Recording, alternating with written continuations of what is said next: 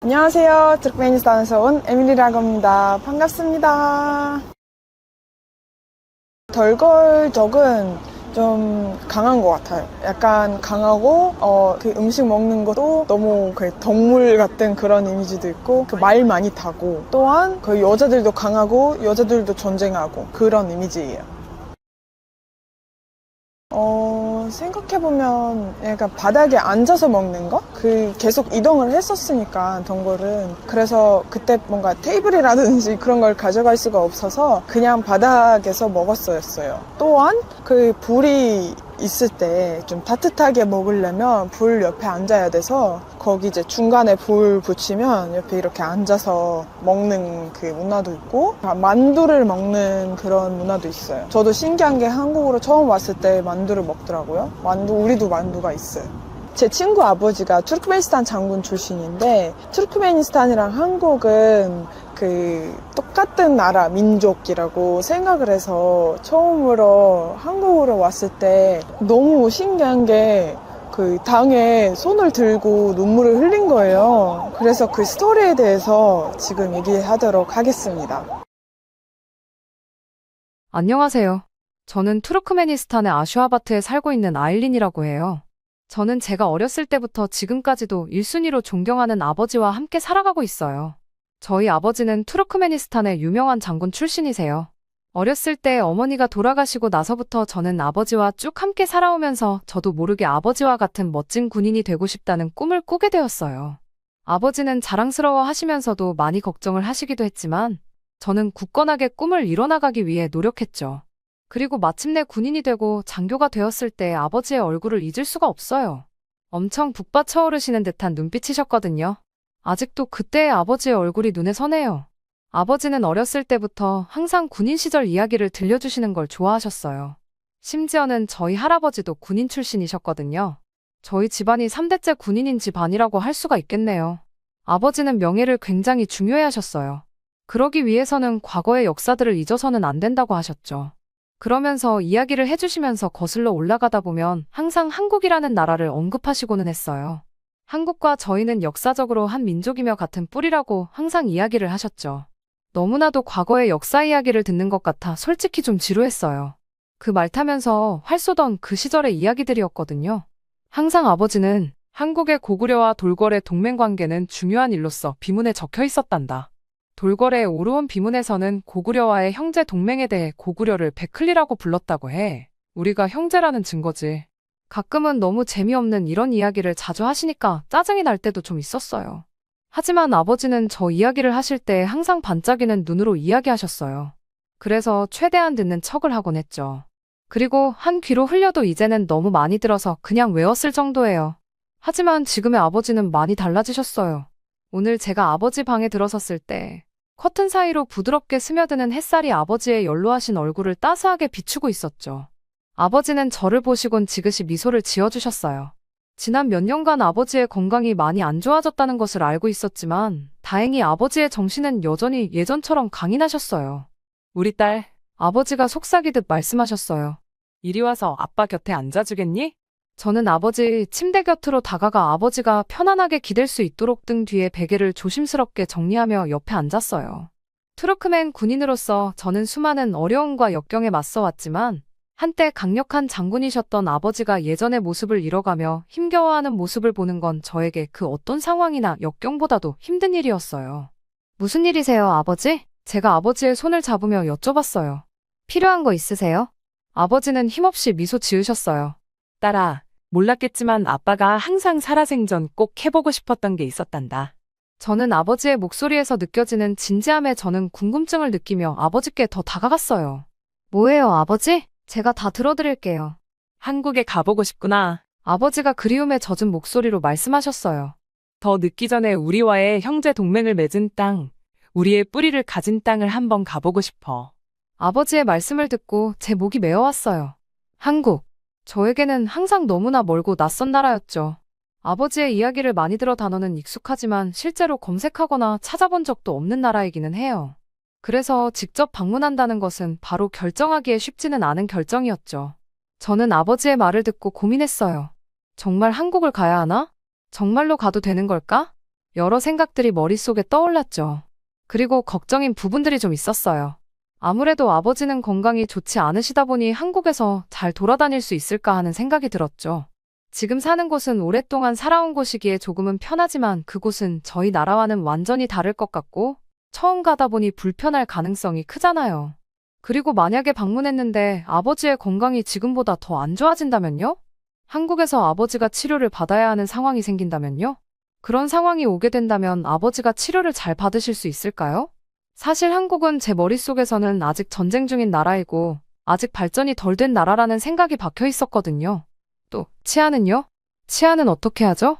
저희 나라와 같지 않을 수도 있지만 사실 저희 나라는 치안이 좋은 편이 아니에요. 관광객 또한 위험할 수 있는 나라죠.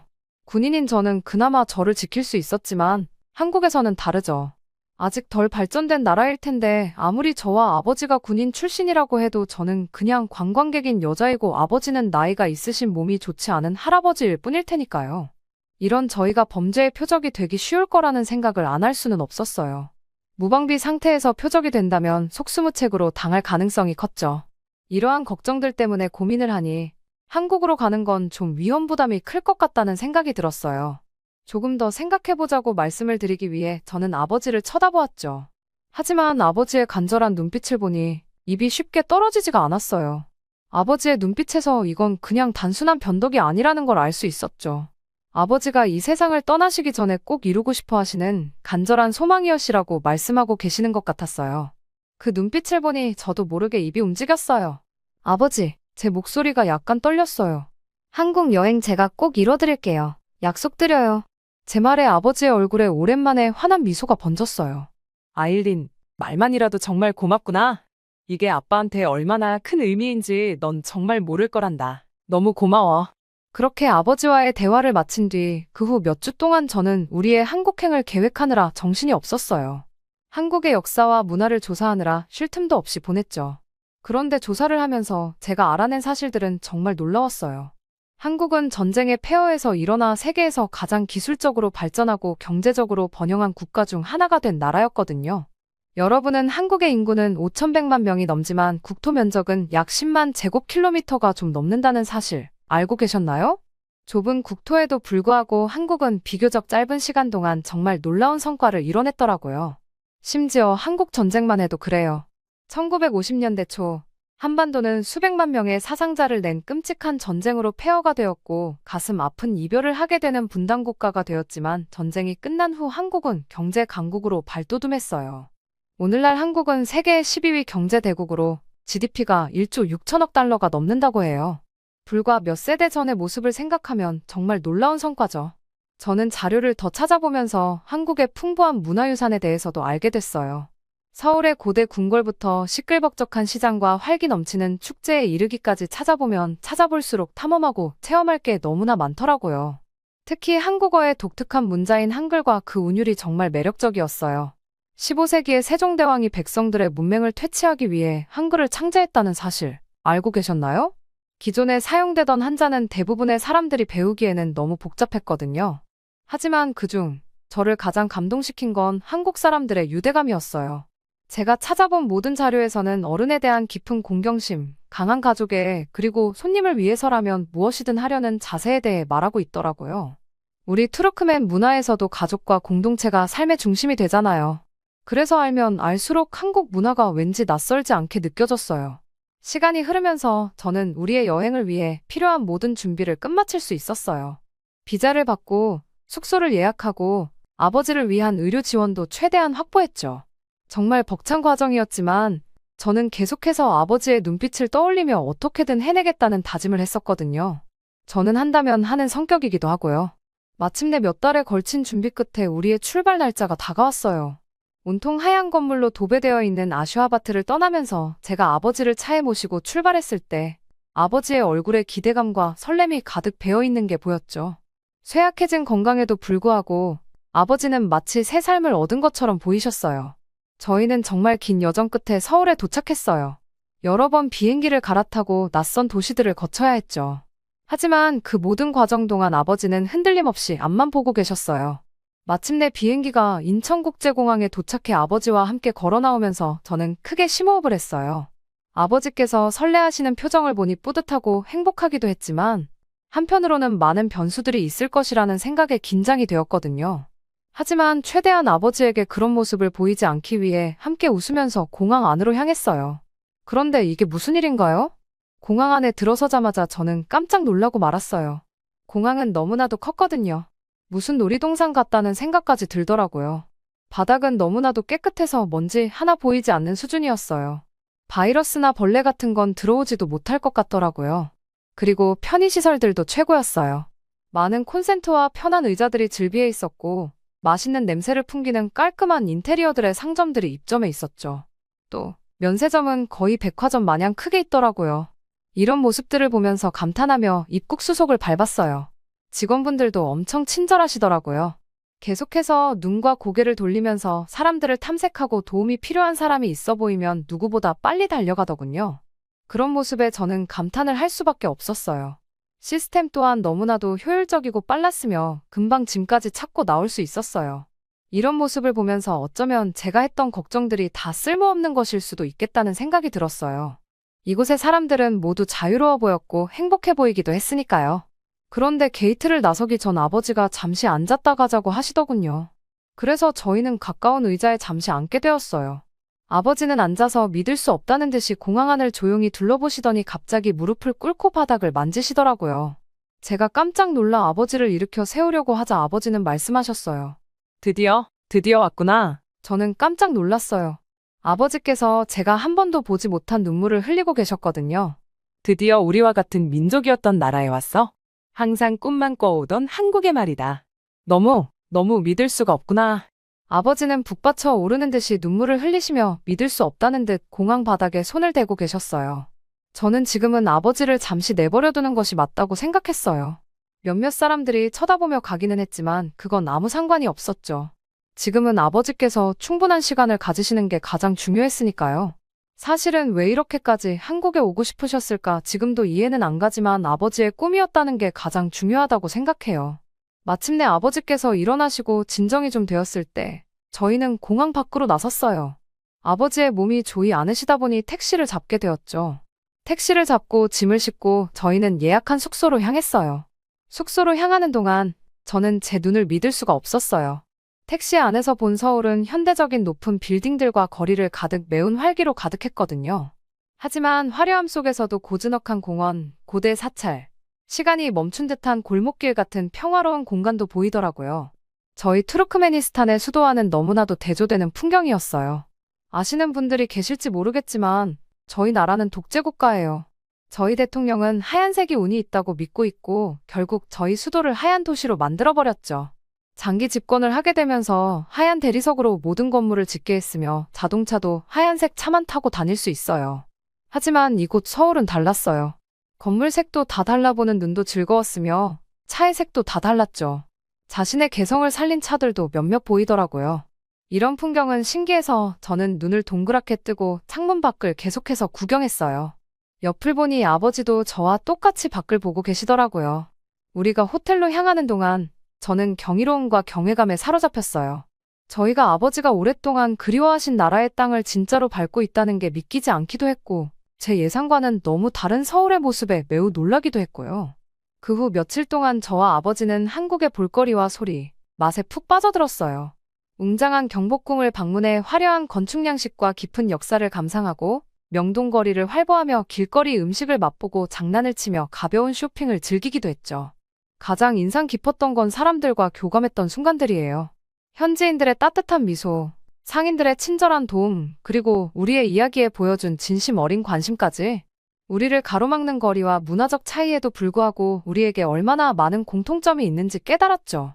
그중 한 가지 특별한 만남이 있었는데 아마 저는 그 순간을 평생 잊지 못할 거예요. 그 만남은 우리가 작은 식당에서 메뉴를 이해하지 못하고 있을 때 일어났어요. 그때 노부부 한 분이 우리 테이블로 다가오셨죠. 그 부부는 부드러운 눈빛으로 웃으시며 저희가 메뉴를 고르는 걸 도와주셨어요. 심지어 우리를 위해 직접 주문까지 해주시고 음식에 대해 자세히 설명도 해주셨죠. 그 이후 저희는 그 부부와 함께 식사를 하면서 그분들의 삶, 자녀와 손주 이야기, 그리고 미래에 대한 꿈까지 나누게 되었어요.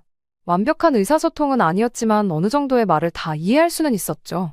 어떻게 보면 사소한 친절일 수도 있지만 한국 사람들의 너그러움과 따뜻함을 잘 보여주는 순간이었다고 생각해요. 한국에 머무는 내내 저는 아버지의 눈빛에서 새로운 경험을 즐기시는 모습을 볼 수 있었어요.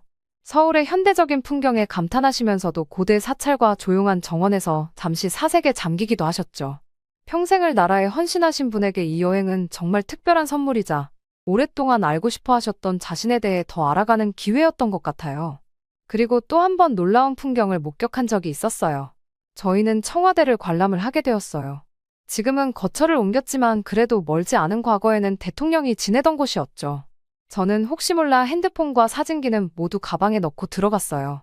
개방을 한 것도 신기한데 아무리 아무도 없다 해도 설마 사진을 찍을 수 있게 하겠어요?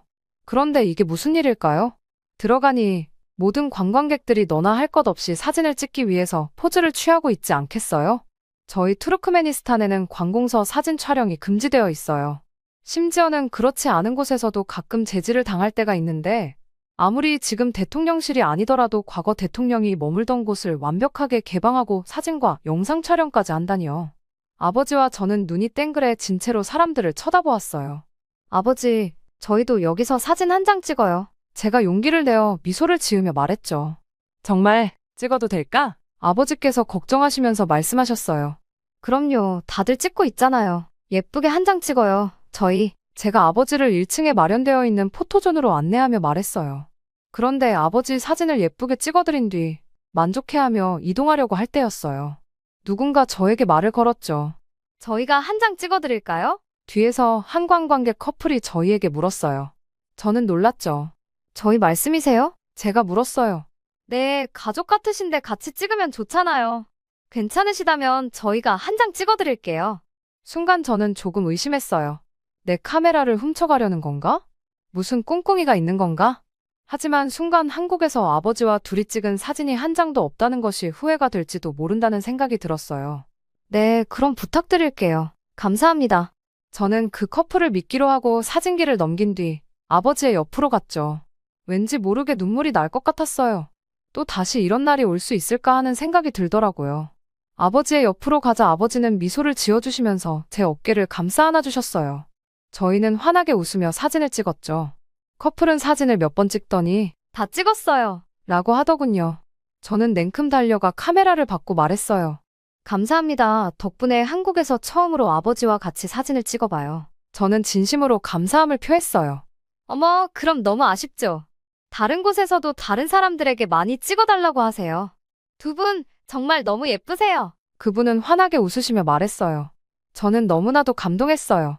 아버지와의 첫 해외여행에서 처음으로 둘이 찍은 사진이라니 평생 간직하겠다고 다짐했죠. 어느새 제 옆으로 오신 아버지께서는 저와 같은 감정을 느끼고 계신 것 같았어요. 살짝 촉촉해진 눈으로 미소를 지으며 저를 바라보고 계시더라고요. 그렇게 저희는 청와대 구경을 마치고 밖으로 나와 다시 숙소로 향했어요. 가는 길에 믿을 수 없는 일들 투성이인 오늘을 다시 되새겨보았어요. 어쩜 그럴 수가 있을까요? 너무나도 따뜻한 사람들과 자유로운 분위기, 그리고 아버지와의 첫 여행에서 첫 가족 사진까지. 정말 한국에서의 하루하루가 잊지 못할 추억이 되는 것 같았어요. 숙소로 올라가는 길에 아버지는 조용히 제 손을 잡고 걸으셨어요. 건강 때문에 천천히 걸으셨죠. 그게 너무 좋더라고요. 오늘따라 아버지의 걸음 속도가 너무 좋았어요. 아버지와 손을 잡고 걷는 이 길이 끝나질 않길 바랬죠. 그렇게 우리의 여행이 막바지에 이르렀을 때 아버지의 눈에서 평온함과 성취감이 느껴졌어요. 아버지가 하고 싶으셨던 일, 우리 조상의 땅을 보고 그들이 숨쉬었던 공기를 마시는 걸 해내셨으니까요. 그리고 마지막 날, 저희는 국립중앙박물관에 방문하기로 했어요. 옛날 삼국사기 시절부터 보존되어 온 많은 유물과 벽화가 전시되어 있는 곳이라는 것을 알았기에 아버지가 매우 좋아하실 것 같았거든요. 아침 일찍 도착한 국립중앙박물관은 생각보다도 훨씬 넓었어요. 하루 만에 보기에는 조금 무리가 있을 것 같더라고요. 그래도 천천히 저희는 구경을 시작했어요. 열심히 돌아보다 아버지께서 한 벽화 앞에서 걸음을 멈추셨어요. 고구려 고분벽화 기념 액자 앞이었죠. 벽화에서는 고구려 시절 말을 타고 활을 쏘면서 사냥을 하고 있는 고대 사람들의 모습들이 그려져 있었어요. 아버지는 그 앞에 한참을 머물러 계시더니 눈시울이 붉어지셨어요. 그래, 이거야. 이게 바로 우리가 한 민족이라는 걸 뜻하는 게 아니겠니? 아버지께서는 한참을 앞에서 머무르시면서 자신이 머릿속에서만 그려왔던 모습이 실제로 보존되고 있는 모습을 보면서 감격하셨어요. 그런 아버지의 모습을 보니 저도 눈물이 핑 도는 것 같더라고요. 항상 꿈꿔오던 한국 방문에서 아버지가 이야기하시던 모습을 보고 있는 모습의 아버지는 여한이 없어 보이셨어요. 그리고 나서 저희는 다시 관람을 시작했어요. 또 이곳에서 조금 놀란 부분이 있었어요. 3층에 올라가자 세계문화관이라는 곳이 있더라고요. 들어가 보았더니 중앙아시아 전시구간이 있었어요. 놀라웠어요. 심지어 저희 나라의 과거 견직물과 모자 그리고 옷도 전시되어 있지 않겠어요? 그것도 한국에서 말이에요. 아버지는 이 구간에서 많은 감명을 받으신 듯 했어요. 조금 놀라신 것 같기도 하더라고요. 저 또한 그때 느낄 수 있었어요. 저희 나라와 한국이 형제의 나라 그리고 어쩌면 아버지의 말대로 같은 뿌리의 민족일 수도 있겠다고 말이죠. 그렇게 국립중앙박물관을 나오면서 아버지와 저는 겸허한 상태로 숙소로 향했어요. 오늘은 서울에서의 마지막 날이었고 저희 둘 다 아쉬운 마음을 감출 수가 없었죠. 그렇게 서울에서의 마지막 밤, 우리가 호텔방에 앉아있을 때 아버지가 눈물을 글썽이며 저에게 말씀하셨어요. 아일린, 아빠의 꿈을 이뤄줘서 너무 고맙구나. 쉽지 않았을 텐데 넌 나에게 너무나도 큰 선물을 주었어. 정말 고맙구나, 딸아. 아버지는 말씀하시면서 저를 꽉 안아주셨어요. 저도 아버지를 꼭 안으며 눈물이 났어요. 아버지의 말씀과 깊은 감사의 마음이 저를 감쌌죠. 그 순간 저는 앞으로 어떤 어려움이 있더라도 우리가 만들어낸 이 추억만큼은 영원할 거라는 걸 알았어요. 저는 다시 투르크메니스탄행 비행기에 탑승하면서 우리가 겪은 놀라운 여정을 되돌아봤어요. 짧은 시간이었지만 저희는 너무나도 많은 것을 얻고 간다는 생각이 들었거든요. 이제는 저 또한 한국에 대한 애정과 유대감이 생긴 게 확실했어요. 비행기가 투르크메니스탄에 도착했을 때 저는 다양한 감정이 밀려오는 걸 느꼈어요. 한국으로의 여행은 우리에게 잊을 수 없는 경험이었고 제 영혼에 지울 수 없는 자국을 남겼죠. 저희가 다시 익숙한 뜨거운 햇살 아래 내렸을 때 저는 한국에 대한 향수와 그리움을 느낄 수밖에 없었죠. 아버지도 붐비는 공항을 걸어가시면서 깊은 생각에 잠겨 계신 것 같았어요. 걸음걸이가 평소보다도 더 느리고 신중했어요. 마치 매 순간과 숨결을 음미하고 계신 것처럼요. 아버지도 이 여행이 아버지의 건강에 부담이 되었다는 걸 알고 있었지만 오랜만에 아버지의 눈빛에는 생기가 돌고 있었어요. 저희는 다시 일상으로 돌아오면서 저는 한국에서의 시간을 자주 되새기게 됐어요. 그 기억들은 마치 생생한 꿈처럼 제 머릿속에서 재생되었죠. 서울의 네온사인 김치찌개에서 피어오르는 연기, 우리를 따뜻하게 대해준 노부부의 웃음소리까지 말이에요. 하지만 가장 인상 깊었던 건 우리 문화와 한국 문화의 놀라운 유사성이었어요. 경험을 되돌아볼수록 한국인들이 우리와 얼마나 많은 가치관과 전통을 공유하고 있는지 깨닫게 됐거든요. 가족의 중요성만 해도 그래요. 한국에서도 투르크메니스탄에서처럼 가족은 사회의 기본 단위예요. 아이들은 어려서부터 어른을 공경하고 가족의 이익을 자신의 이익보다 우선시하도록 배우죠. 여행 중에 이런 모습을 수도 없이 봤어요. 지하철에서 젊은이들이 조부모님께 자리를 양보하는 모습, 식구들이 둘러앉아 밥과 국물 요리를 나누며 웃고 떠드는 모습까지요. 그리고 만두, 아버지와 집에서 저희의 음식 만트를 먹으면서 한국에서 먹었던 만두가 생각이 났어요. 이름도 비슷하고 생긴 것과 맛도 비슷했죠. 저도 모르게 먹으면서 피식 웃음이 났어요. 이렇게나 닮을 수가 있는 건가요? 진짜 형제 같다는 생각이 들 정도네요. 이 외에도 정말 많은 것이 우리 투르크멘의 전통과 너무나 닮아 있었어요. 명절이나 축제 때 가족이 한데 모이고 작은 친절과 관용으로 어른들께 사랑과 존경을 표하는 모습 말이에요. 제가 특히 기억에 남는 일화가 하나 있어요. 아버지와 저는 관광을 마치고 호텔로 돌아가는 길을 헤매고 있었던 적이 있어요. 당황하고 곤란해하는 게 티가 났나 봐요. 그때 한 청년이 다가와서 도움이 필요한지 물어봐 주더라고요. 우리 사정을 설명하자 길을 가르쳐주는 것에 그치지 않고 직접 호텔까지 데려다 주겠다고 하시는 거예요. 가는 내내 서툰 영어로 우리와 대화도 나누면서 저희를 안심시켜 주었죠. 작은 친절이었지만 한국인들의 배려심과 관용에 대해 많은 걸 말해주는 행동이었어요. 제 고향 투르크메니스탄에서도 비슷한 친절을 수도 없이 봐왔던 터라 새삼 감동이었죠. 하지만 아마도 우리 문화와 한국 문화의 가장 놀라운 공통점은 음식에 대한 사랑일 거예요. 투르크메니스탄에서 음식은 단순한 양식 그 이상이에요. 사람들을 한데 모으고 사랑과 정을 표현하는 매개체죠. 한국에서도 이런 음식에 대한 열정을 느낄 수 있었어요. 사람들이 새로운 길거리 음식을 맛보기 위해 몇 시간씩 줄을 서는 모습, 함께 음식을 나누며 정을 쌓는 모습에서요. 서울에서 먹었던 한 끼가 특히 기억에 남아요. 아버지와 저 그리고 현지인 몇 분이 함께 부대찌개라는 음식을 먹었거든요. 뜨끈한 냄비를 둘러싸고 앉아 매운 국물에 숟가락을 담그며 한 입 한 입 음미하는데 말로는 형용할 수 없는 따뜻함과 연대감이 느껴졌어요. 투르크메니스탄에서도 잘 아는 감정이에요. 함께 식사를 하면 사람과 사람 사이의 벽이 허물어지고 우정의 끈이 단단해지죠. 일상을 다시 살아가면서 저는 이런 유사성에 대해 더 깊이 생각하게 됐어요. 제 문화를 새로운 시선으로 보게 됐고, 우리가 얼마나 먼 곳의 사람들과도 깊이 연결되어 있는지 깨닫게 되었죠. 아버지에게도 이 여행은 일종의 각성이었어요. 건강이 좋지 않으셨지만 삶의 아름다움과 풍요로움을 새롭게 깨닫는 계기가 되었죠. 아버지는 자주 멍하니 앉아 서울에서의 추억을 되새기곤 하셨어요. 저는 아버지가 남은 삶 동안 우리의 여행 기억을 간직하실 거라는 걸 알았어요. 위안과 기쁨의 원천으로 말이죠. 그리고 저 또한 우리가 함께 나눈 경이로운 경험과 부서지지 않는 유대를 평생 간직할 거라는 걸요. 제가 건강이 더 악화되신 아버지의 침대 곁에 앉아 손을 잡고 있을 때 이번 아버지와의 여행을 한국으로 갔다 왔음에 너무 큰 감사함을 느낄 수 있었어요. 한국으로의 여정은 그저 여행 이상의 의미가 있었죠. 우리가 얼마나 멀리 떨어져 있든 모두를 이어주는 사랑과 가족, 유대의 힘을 증명해준 경험이었으니까요. 저는 제 아버지를 빚어낸 땅, 투르크메니스탄의 풍경을 바라보며 감사함을 느꼈어요.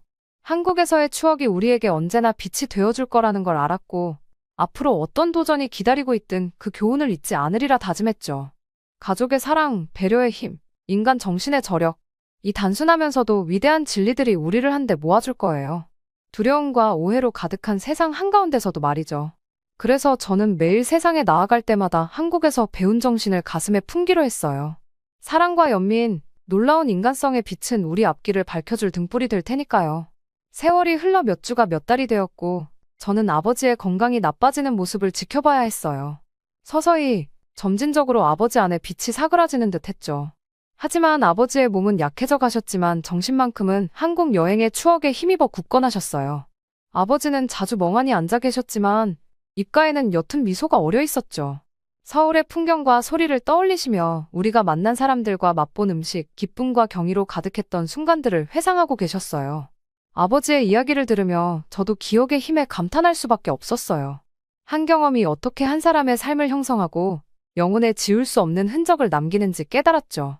그리고 마침내 아버지와의 작별의 순간이 왔을 때 아버지를 투르크메니스탄의 땅에 묻어드리면서 저는 아버지의 정신이 영원히 살아 숨 쉴 것임을 알았어요. 제 안에서 그리고 아버지를 사랑한 모든 이들의 가슴 속에서 말이죠. 아버지의 무덤 앞에 서서 사랑하는 이들에 둘러싸여 저는 평화로움과 깨달음을 느꼈어요. 우리가 한국에 다녀온 것은 그저 여행이 아니었어요. 우리의 한국 여행은 사랑의 힘과 가족의 힘, 그리고 우리 모두를 이어주는 유대의 힘을 증명하는 여정이었으며 저와 아버지에게 큰 행복의 기억을 남겨준 곳이기도 했죠. 그리고 아버지와 이별을 하고 시간이 꽤 흐른 지금, 저는 일상에 적응하기 위해 계속해서 노력하고 있어요. 저는 매일 아침 아버지와 지금도 인사를 하고 출근해요. 저희 집 문 앞에 크게 걸린 한국 청와대에서 찍은 아버지와 저희 행복한 사진에 인사를 하죠. 다녀오겠습니다. 아버지, 사랑해요. 그 사진만 보면 가슴이 뭉클해지는 게 느껴져요. 그리움과 행복한 추억, 아버지의 환한 미소와 한국에서 모든 순간이 생생하게 떠오르는 것만 같죠. 성인이 되고 나서 저런 행복한 가족 사진이 있다는 것은 홀로 남은 저를 조금은 덜 외롭게 만들어주고는 해요. 아버지가 가끔은 함께 있다는 느낌도 들죠. 그리고 아버지의 마지막 제일 환한 웃음을 담았다는 것에 감사함을 느껴요.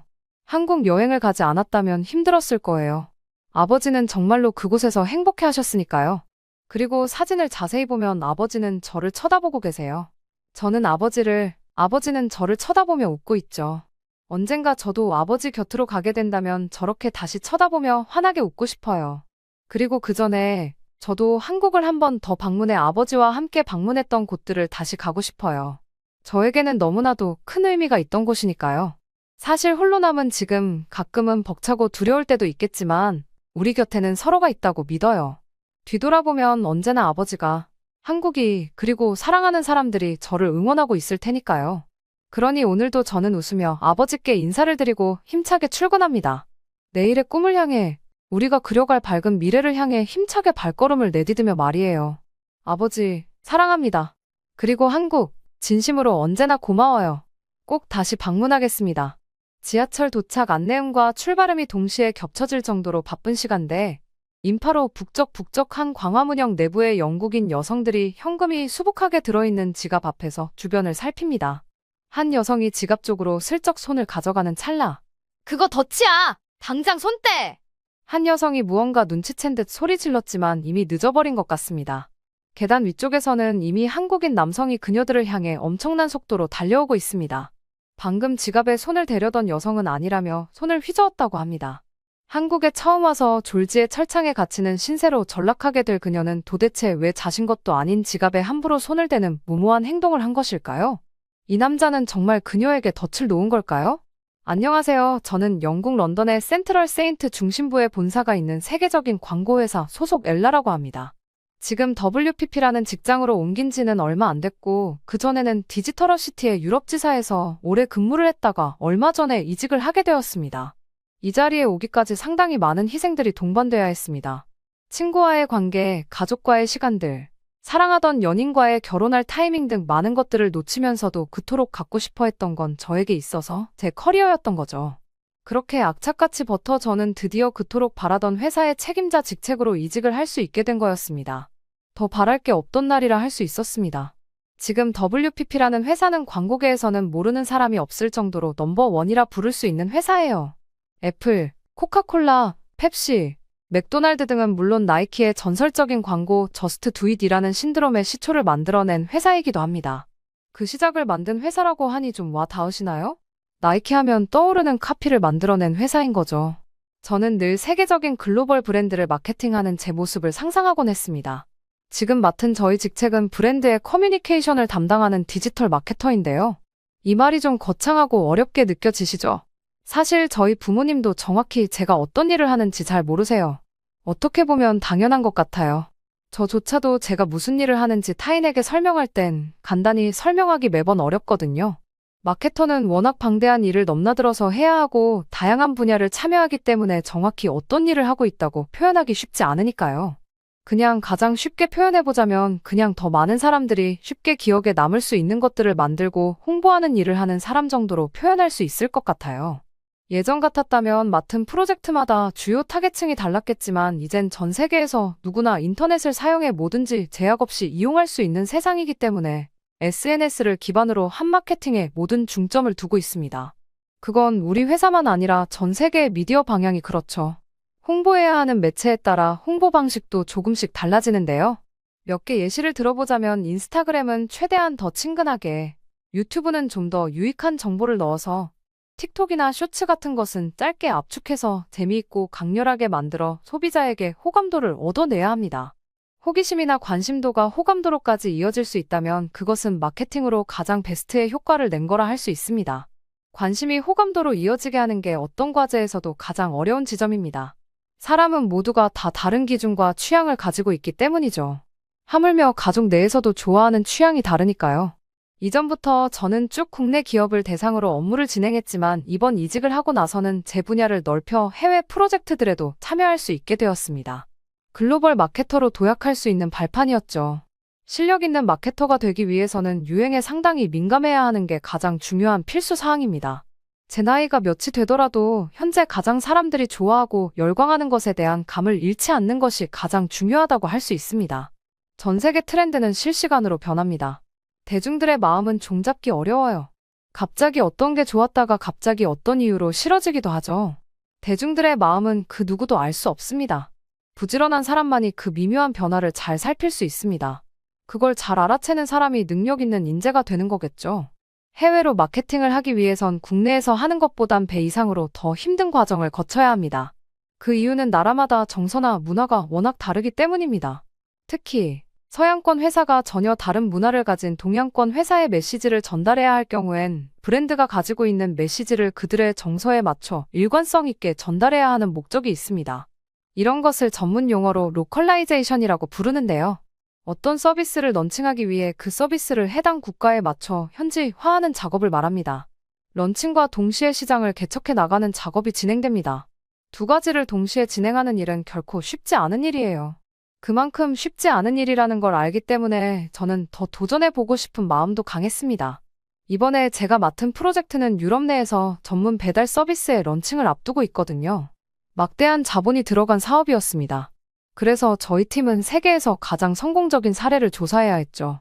조사를 몇 번이나 거듭해도 반복적으로 나온 것은 한국의 배달 문화였습니다.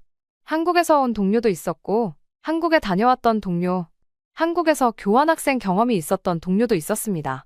그들 모두 한국은 수년 전부터 이런 배달 시스템이 완벽하게 구축되어 있었기 때문에 우리가 지향하는 완벽한 롤모델에 가까운 레퍼런스라고 확신했습니다.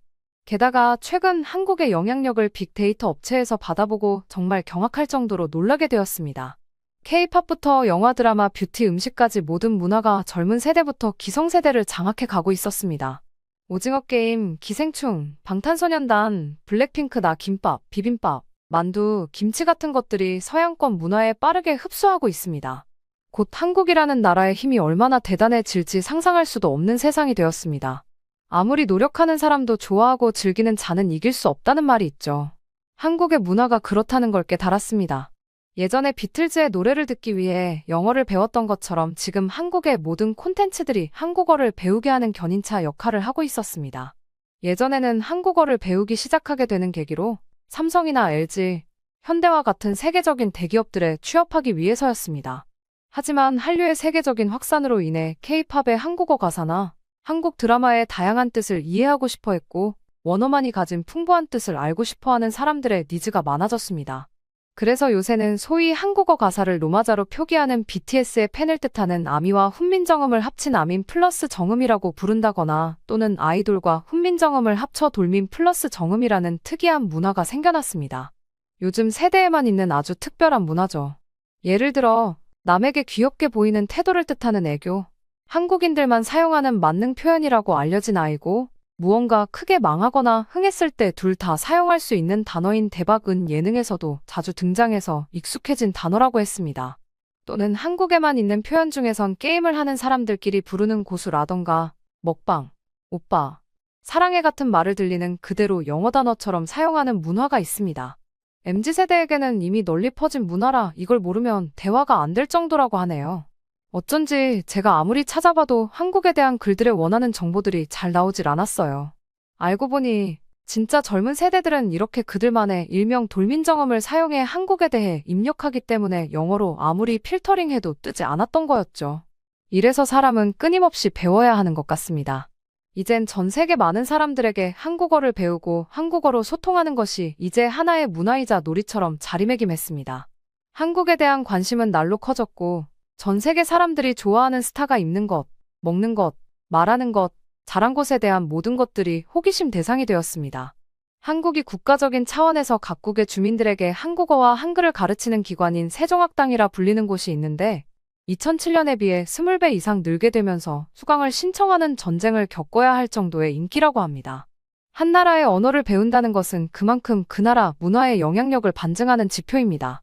그리고 앞으로 더 지속적일 것이라는 것도 뜻하죠. 한국어는 난이도 4로 아랍어, 중국어, 일본어와 함께 가장 배우기 어려운 언어 중 하나로 분류되는 언어인데요. 그런 한국어가 이 정도로 인기가 있다는 걸 보고 더 많은 수치를 찾아봐야 했습니다. 저희가 확인한 전 세계에서 가장 많이 이용되고 있는 인터넷 교육 앱인 듀오링고에 따르면 한국어가 2021년에는 세계 7번째로 인기 외국어였는데 올해는 다른 21개 언어의 수강생이 급락하고 한국어는 40%에 가까운 수강생이 증가하는 저력을 보였습니다. 거기다 구글 트렌드에 따르면 지난 5년간 한국어에 대한 검색 총량은 3배 이상이 증가했다고 합니다. 또 한국어 능력 시험에 응시하는 응시자는 전 세계에서 33만 명 이상에 달하고 있다고 하죠. 2021년 기준 수치이니 이젠 더 높아졌겠죠. 한국어의 세계화가 중국어나 일본어는 당연하고 심지어 독일어까지도 뛰어넘었다는 결과를 보고 믿을 수가 없었습니다. 한국이 전 세계에 영향력을 널리 끼치고 있다는 건 알고 있었지만 이 정도의 저력이 있을 거라고는 몰랐거든요. 하지만 정확한 수치는 거짓말을 하지 않으니 이게 진실이라는 걸 믿어야만 했죠. 수많은 자료 조사를 거친 결과 이 프로젝트의 책임자로서 한국으로 가는 방향이 가장 좋은 선택지라는 확신을 하게 되었습니다. 팀원들의 의견도 만장일치였죠. 우리가 이동하고 사용하는 모든 것은 광고 비용에 포함되고 그 정도로 막대한 비용을 지불하는 것에 대한 책임을 팀 리더인 제가 지녀야 했습니다. 제가 이 출장에 대한 책임을 질 수 있는 방법은 바로 가장 정확하고 냉철한 리포트를 내는 것인데요. 단순히 빅데이터나 조사를 통한 결과가 아닌 직접 한국에서 그 서비스를 사용해 보면서 느끼는 장단점의 스왑 분석을 통해 가장 실패 확률이 적은 결론을 도출해 내야 하는 거죠. 그리고 무엇보다 한국이 어떻게 그 정도로 빠른 배달망을 구축할 수 있게 되었는지에 대한 것도 파악할 필요가 있었죠. 우리 팀은 다음 주에 바로 한국으로 가게 되었습니다. 한국에 우리 회사 지사가 있었기 때문에 회사의 숙소에서 머물고 대중교통을 이용하는 등 보통의 학생들의 생활 패턴 그대로를 따라 2주일간 생활을 해보기로 했습니다. 저에겐 이 모든 게 도박과 같은 도전이긴 했어요. 두렵지 않았다고 하면 거짓말이죠. 솔직히 그간 저는 뷰티나 패션 쪽으로만 일을 해오다가 이 정도로 예산이 큰 서비스에 책임을 맡은 건 처음 있는 일이라 기대보다 걱정이 앞섰습니다. 이걸 잘 해내면 앞에 펼쳐질 날들이 꽃밭이겠지만 이걸 잘 해내지 못했을 경우엔 앞이 보이질 않거든요. 여자가 이렇게 높은 책임 자리에 오르는 건 흔치 않은 일입니다. 외국계 기업이기 때문에 수평적인 구조나 남녀 평등하긴 하지만 대부분 가정을 찾아 밤낮이 정해지지 않은 이 일을 떠나면서 제 선배나 동기들은 떠나고 오직 저 혼자 남았죠. 사람들은 앞에선 능력 있다고 저를 칭찬했지만 뒤에선 모두 저를 독한 여자라고 흉보는 것도 몇 번이나 들었어요. 어려운 게 늘 많았지만 누구에게도 물어볼 만한 친구도 동기도 없었고 마음 터놓고 어떤 걸 이야기할 수도 없었습니다. 외국계 광고회사는 장점이라고 부를 수 있는 매우 수평적이고 평등한 구조를 가지고 있습니다. 누구나 경영진에게 질문을 던질 수 있고 막내도 진급을 할 수 있는 기회가 활짝 열려 있어요. 우리는 서로를 부를 때 직급을 부르지 않고 닉네임으로 부르며 상대방의 직급이 중요한 것이 아니라 그 사람이 하고 있는 업무와 거기서 보여주는 역량을 가장 중요하게 생각하는 문화를 가지고 있습니다.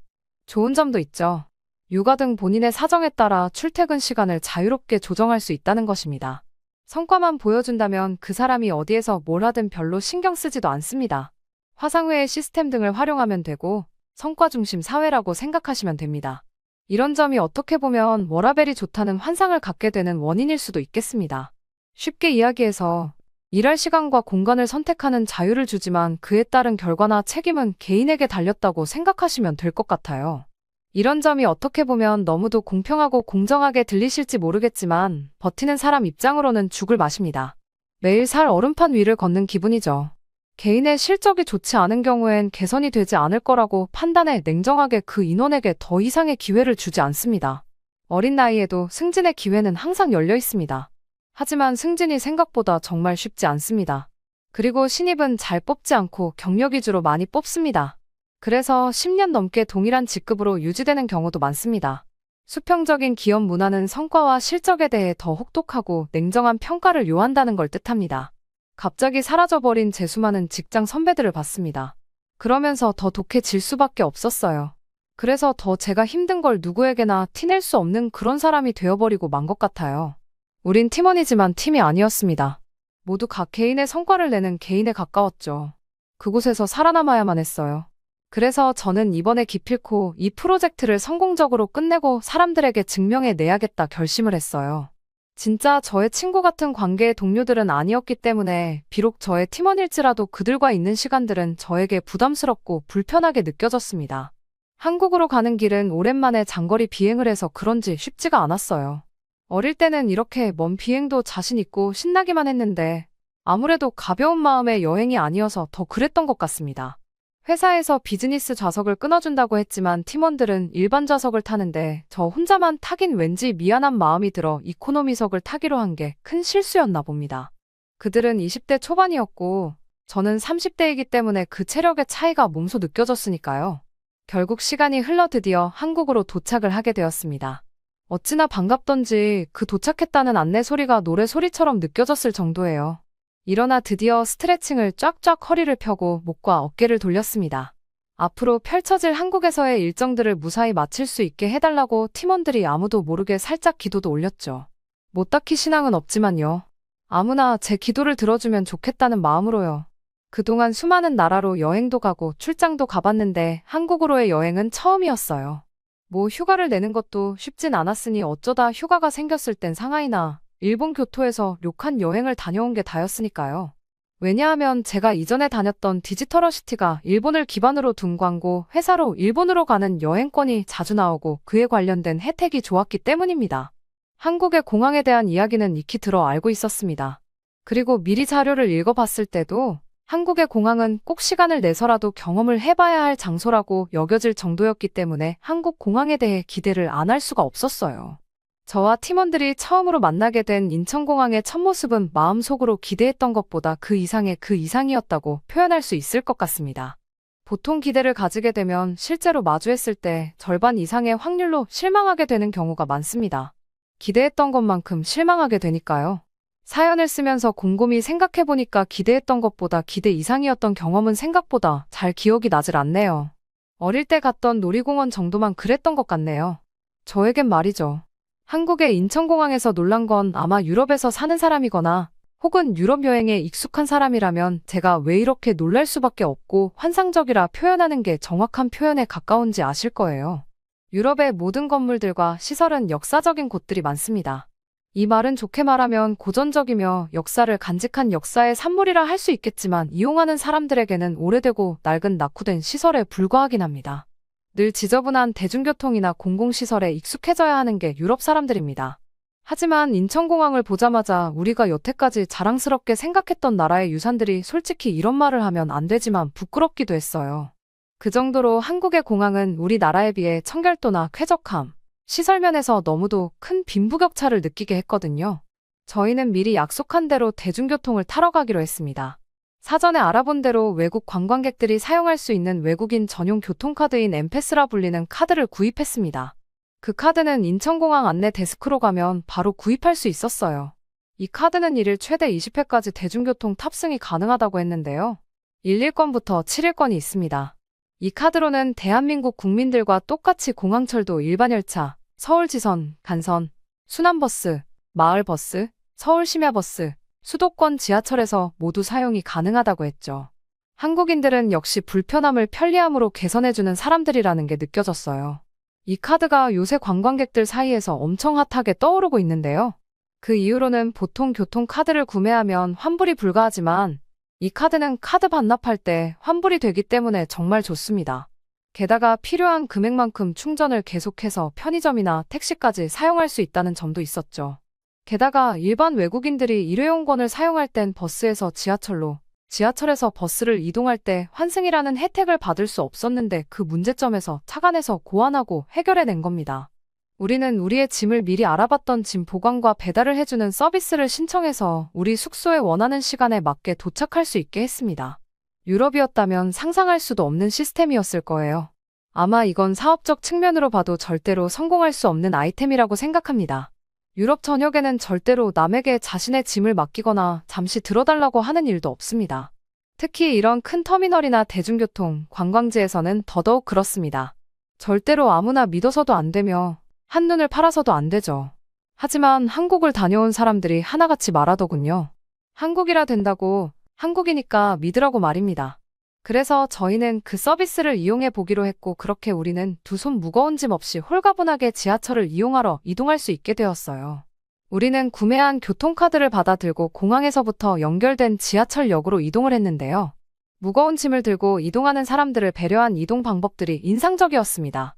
유럽은 짐이 많은 사람들이나 유모차를 끄는 사람, 심지어 몸이 불편해 휠체어를 타야 하는 사람들이 이용하기 어려운 시설을 가지고 있거든요. 어디를 가나 하나하나 비교하지 않을 수가 없었습니다. 비교하고 싶지 않은데 자꾸 비교할 것들만 눈에 보였죠. 아주 편하게 지하철역까지 도착했고 우리는 드디어 한국의 첫 지하철을 탑승하게 되었습니다. 우리의 목적지는 한국지사에서 운영하고 있는 팀 숙소였습니다. 우리가 가야 할 곳은 광화문이라는 역이었고 우리는 그 역을 가기 위해 지하철 노선도 앞으로 향했죠. 저와 우리 팀은 여기서부터 놀라움의 연속을 계속해서 겪어야 했습니다. 나라의 대중교통은 그 나라 사람들의 모든 문화를 대변하는 아주 중요한 수단입니다. 그렇다 보니 우리는 반드시 한국의 대중교통만큼은 반드시 이용하기로 가이드를 세웠는데요. 그러길 잘했다는 생각이 들었어요. 우리가 향한 지하철 노선도 앞에서 수많은 노선의 수가 정말 놀라웠습니다. 무수한 호선으로 이루어진 한국은 웬만한 곳을 모두 교통으로 연결하고 있다는 걸 바로 시사한다는 걸 알 수 있었습니다. 길에 익숙하지 않은 우리가 보기에도 직관적이고 보기 편리한 노선이었습니다. 우리는 지하철 내부로 들어가면서 우리가 가야 할 노선을 달달 외웠습니다. 그 이유는 당연히 지하철에 내려오면 휴대폰이 안 터지는 게 당연하기 때문인데요. 이게 무슨 일인지 한국에서는 지하철이라는 게 믿겨지지 않을 정도로 빠르고 원활하게 이용할 수 있었습니다. 사람들은 실시간으로 유튜브나 OTT를 통한 동영상을 보고 있었어요. 유럽에서는 당연히 끊기기 때문에 미리 다운로드한 걸 보거나 혹은 책을 꺼내고 신문을 읽는 사람이 많습니다. 그래서 유럽의 대중교통에서는 휴대폰보다 책이나 신문을 읽는 사람들을 자주 보실 수 있는 게 이것 때문입니다. 잘 터지지 않는 통신에 그 이유가 있습니다. 유럽 사람들이 책을 더 좋아해서도 사회에 더 관심이 많아서도 결코 아닙니다. 만약 한국처럼 잘 터진다면 아마 유럽의 많은 서점들이나 신문 가판대는 문을 닫아야 할지 몰라요. 내부로 들어가 처음 본 한국의 대중교통들은 내부가 넓고 쾌적하다는 것에서 첫 번째로 놀라게 되었고 엄청나게 안전한 환경에 두 번째로 놀랐습니다. 어디에서도 악취나 꿉꿉한 냄새가 나지도 노숙자나 위험한 사람으로 보이는 인물도 없었죠. 심지어 작은 벌레나 쥐도 없었습니다. 저희가 가장 부러웠던 것은 사람들을 떨어지지 않도록 막아주는 스크린 도어의 설치가 어디든 되어 있다는 점이었어요. 바르셀로나도 이런 비슷한 게 있지만 오직 2개의 노선에만 있고 이제 막 스페인에서도 설치하려고 한다고 들었거든요. 국민들을 진정으로 위한다면 이런 것이 복지가 아닐까 하는 생각이 드는 부분이었습니다. 그리고 또 한국에 대해 신기한 점이 있었습니다. 신기한 점이라고 하기엔 좀 부끄러운 말일지 모르겠지만 한국과 유럽과 가장 달랐던 점은 한국 사람들은 모두가 정직하게 교통카드를 찍고 대중교통을 이용한다는 점이었습니다. 유럽은 그 앞에서 카드로 찍는 척만 하거나 몇 사람만 그런 규칙들을 지켜서 유럽 내에서도 큰 문제가 되곤 하거든요. 아마 그런 사회적 문제가 자꾸 발생하게 되는 이유로는 부담스러운 대중교통 가격이 큰 원인을 차지하고 있는 것 같습니다. 한국의 대중교통은 가격 면에서도 훌륭했습니다. 유럽과 비교해보면 많게는 3배 정도 차이가 나며 거리별로 환승을 해주는 제도는 그 어디에도 없습니다. 이런 우리들에게 외국인 전용 교통카드는 센세이션 그 자체이자 획기적이고 충격적인 문화 경험이었죠. 유럽이 얼마나 아직도 고전적이냐면 유럽 곳곳에서는 불과 얼마 전까지만 해도 종이로 이루어진 형태의 티켓을 사용했습니다. 한국과 같은 교통카드 체계로 모든 것이 변화된 건 정말 얼마 안 된 일입니다. 아마 한국 사람들이 들으면 깜짝 놀랄 것 같군요. 제가 신기해서 알아보니 한국에 이런 티머니 시스템이 생긴 지는 15년도 더 된 이야기라고 하더군요. 어떻게 그렇게 기발하고 신박하고 유용한 시각과 생각을 가질 수 있는 것인지 한국인들의 뇌 구조가 궁금해지기까지 했습니다. 그러고 무엇보다 한국인들은 정직했습니다. 남의 것이나 실력으로 올라가는 것이 아니라 스스로에게 떳떳하고 싶은 본인 자신에게 가장 당당해하고 싶은 신기한 사람들처럼 느껴졌어요. 그들의 양심 수준에 경악했던 사건이 발생하였었는데요. 목적지 역에 도착해서 우리는 출구를 향해 가고 있었습니다. 계단을 올라가려고 할 때 누군가 계단 위에 지갑을 올리고 그냥 가는 모습을 목격하게 되었습니다. 저희는 그런 광경을 종종 봐왔던 기억이 있기 때문에 뒤에서 그 사람의 행동을 보곤 곧 그 사람이 당연히 소매치기가 돈을 다 털어가고 지갑만 그 자리에 둔 줄 알았습니다. 하지만 가까이 가보니 그 지갑은 밖에서 봐도 현금이 두둑하게 들어있었습니다. 저는 순간 밖으로 헉소리가 나와버렸죠. 저는 그대로 두는 건 아닌 것 같아 손을 뻗어 주인을 찾아주려 했습니다. 지갑에 손이 닿는 동시에 저에게 팀원은 소리치며 말했어요. 엘라, 그거 덧친 것 같아. 당장 손 떼. 요즘 신종 수법이잖아, 몰라? 라며 저를 막아섰습니다. 다른 팀원들도 그녀의 말이 옳다며 옹호했고 저는 여기까지 와서 안 좋은 범죄에 연루될 수는 없다는 마음에 알겠다고 하며 가던 길을 그냥 가려고 했습니다. 여기서 가장 웃겼던 건 우리 말고 한국인 중에선 아무도 그 지갑에 관심조차 없었습니다. 자신의 물건이 아니면 전혀 가져가려고 신경을 쓰지 않았죠. 정말 다른 문화에 충격적이면서도 동시에 적응하기도 쉽지 않았어요. 이제 저희는 갈 길을 그대로 가야 했습니다. 저는 그 지갑을 원래 있던 모양대로 두려도 살짝 돌려만 두고 가려는데 어떤 한 한국인 남성이 큰 소리를 지르며 우리에게 마구 뛰어오기 시작했습니다. 계단 위에서 내려오는 그의 우당탕탕 발걸음 소리에 덜컥 겁이 났습니다. 제가 결국 오해를 받은 것 같았거든요. 아까 말을 들을 걸. 한국에 와서 졸지에 철창에 갇히게 생겼네. 상당히 무서웠습니다. 그 남자는 상기되고 아주 딱딱한 표정이었어요. 성큼성큼 다가온 그 남성은 그 지갑을 낚아 채더니 저희를 번갈아 보기 시작했습니다. 저는 본능적으로 저는 아니라고 손을 저어야 했죠. 그런데 그는 갑자기 고개와 허리까지 숙여 저희에게 감사하다고 인사를 하더군요. 저희는 한국어를 못한다고 번역 앱을 통해 전했고 그는 그럼 영어는 어떠냐며 유창한 영어로 저희에게 말을 걸었죠. 그는 우리가 그 지갑을 주워서 그 자리에 올려준 사람이라고 생각하고 있었습니다. 저는 앞에 가던 사람이 그랬던 것 같다며 저 역시도 그 사람을 소매치기로 의심했지만 사실 인사를 받아야 할 것은 그 사람이었던 것 같다며 이야기를 했죠. 알고 보니 그 안에 들었던 것은 그가 음악을 하는데 필요한 장비를 사느라 모았던 돈을 전부 현금으로 찾아 지금 중고로 거래를 하러 가는 중에 늦어서 뛰어가다 지갑을 잃어버린 거라고 했습니다. 어쩌면 이 남자의 꿈이 이 지갑 안에 몽땅 담겨 있었던 건데 한국 사람들은 단순히 지갑 하나를 주워준 것이 아니라 이 남자의 앞으로 인생까지 지켜준 것 같은 인상을 받았습니다. 저에게 그 경험은 어떤 순간보다 강렬하게 다가왔습니다. 그렇게 큰 일련의 사건을 겪은 강렬한 첫날을 시작으로 한국에서의 여정이 시작되었습니다. 한국의 우리 회사 직원들의 도움을 받으며 배달 앱에 대한 여러 가지 경험을 쌓을 수 있었죠. 한국에서의 생활은 편리하다는 말로 모자랄 정도로 편리했습니다. 배달은 24시간 뭐든 원하는 걸 받을 수도, 심지어 보낼 수도 있었습니다. 한국만의 다양한 퀵 서비스, 지하철 서비스, 터미널 배송, 기차 배송 서비스가 존재했거든요. 특히 단 몇 시간 만에 도착하는 새벽 도착 시스템은 중독되어 버릴 것만 같았죠. 저는 이런 서비스를 접목해 우리가 하고자 하는 사업 방향성에도 추가하면 좋겠다는 아이디어를 작성했습니다. 오히려 한국의 장점들을 우리나라로 가져가 현지화시키는 작업에 힘써야겠다는 확신이 들었습니다. 직접 체험하면서 리포트하는 작업이 거의 다 맞춰갈 때쯤 한국 지사 팀원들과 마지막으로 한국식 회식이라 부르는 모임을 하기로 했습니다. 원래 유럽은 이런 문화는 거의 일절 참여하지 않기 때문에 없는 편인데 타국에서의 이색적인 경험이니 이번만큼은 모처럼 우리 팀 모두가 참여할 수 있었습니다. 생각보다 회식이라는 거 참여해보니까 즐거웠어요. 그리고 그들과 이야기하고 대화하며 저는 큰 사실을 깨닫게 되었습니다. 한국인들로만 이루어진 한국 지사의 직원들은 우리나라의 직원들과 확연히 다르다는 걸 말이에요. 한국 사람들은 이상하게 상하관계나 한국의 표현으로는 선후배라는 개념이 존재했죠.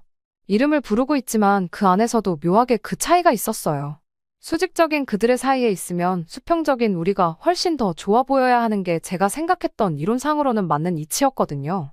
그런데 실제로 그들 사이에서 우리들과 한국 팀들이 나란히 있으니 말할 수 없는 어떤 비교가 되었습니다. 그들 사이에서 외로움을 느꼈죠. 한국 사람들은 뭐라 할까 이끌어주고 서로를 믿고 따라가는 멘토와 멘티 같은 문화라고 해야 할까요? 이렇다 할 정의를 할 말이 여전히 떠오르지 않네요. 수직적이어 보이기도 하지만 이상하게도 그들의 사이는 끈끈해 보이기도 했어요. 후배라는 사람이 힘들어 보이는 순간마다 조용히 듣던 선배라는 사람은 그 후배가 해결해 나갈 수 있도록 여러 방법들을 제시해주고 여러 갈래를 알려주더군요.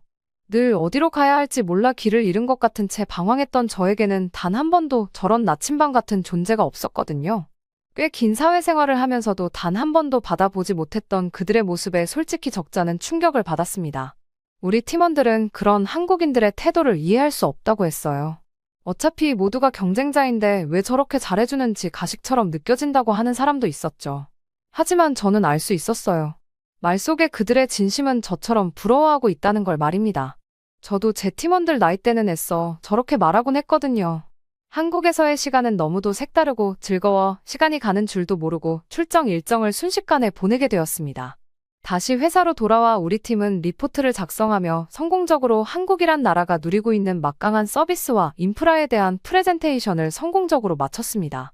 실제로 저희가 지내보면서 느낀 것들이라 데이터로만 보는 것과는 압도적이게 차이가 있었죠. 그래서 이번에 저희에게 이 기획을 맡긴 회사에서는 한국 지사에 있는 한국인 직원들을 본사로 발령을 요청해 유럽에서 한국처럼 유용하고 편리할 수 있게 하려면 어떤 문제들을 개선해 나가야 하는지 함께 방안을 짜고 마케팅 전략을 수립해 세워갈 예정입니다. 그리고 그들이 이번에 제 팀원들로 오게 된다면 저는 한 번 더 한국식 회식을 해볼까 생각하고 있어요. 그리고 만약 예전에 연약하던 저처럼 힘들어 보이는 팀원이 있다면 망설이지 않고 다가가 제가 그 맘때쯤 느꼈던 마음을 함께 공유하고 앞으로 나아가는 힘을 내라고 이야기하고 싶네요. 저에겐 나침반이 되어줄 수 있는 사람이 아무도 없었지만 상관없어요. 이젠 제가 그런 사람이 되어주면 된다고 생각을 바꾸게 되었으니까요. 여러분도 사회에서 만난 사람에게 질렸거나 혹은 상처를 받으신 경험이 있으시다면 꼭 한국으로 여행을 다녀와 보시길 바랄게요. 아주 특별한 그곳은 어떤 것이든 무조건 당신에게 무언가 깨닫게 해줄 거거든요. 오늘 사연은 여기까지입니다. 상단에 다른 사연들도 있으니 꼭 봐주세요.